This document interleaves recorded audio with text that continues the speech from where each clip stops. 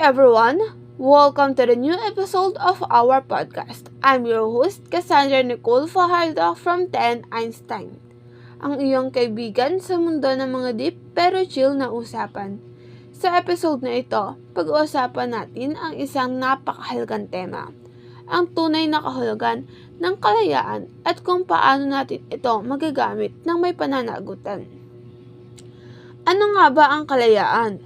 Sa unang tingin, madali nating masasabi na ito ay ang kakayahang gawin ang gusto natin, ang pagiging malaya sa mga limitasyon o paghihigpit.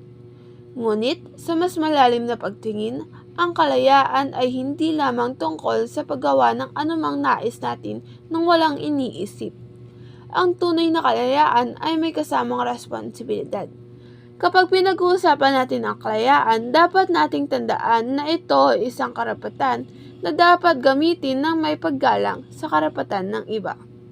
Halimbawa, sa ating bansa, malaya tayong magpapahayag ng ating mga opinyon, ngunit hindi ibig sabihin nito ay pwede nating saktan ang damdamin ng ating kapwa o maghasik ng galit. Ang mapanagutang paggamit ng kalayaan ay nangangahulugang iniisip natin ang epekto ng ating mga kilos sa ibang tao at sa ating lipunan. Isa pang mahalagang aspeto ay ang kalayaan bilang pagkakataon upang mapaunlad ang ating sarili at ang ating komunidad. Hindi sapat na tayo ay malaya lamang para sa ating sarili. Ang tunay na kalayaan ay kapag ginagamit natin ito para bumuo ng mga bagay.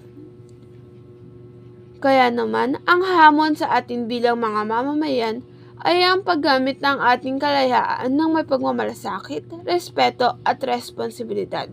Sa ganitong paraan, mapapalago natin ang isang lipunang malaya, mapayapa at makatarungan para sa lahat. Yan lang sa episode natin ngayon, mga kaibigan. Salamat sa pakikinig at tandaan, kalayaan ay isang pribilehiyo at responsibilidad.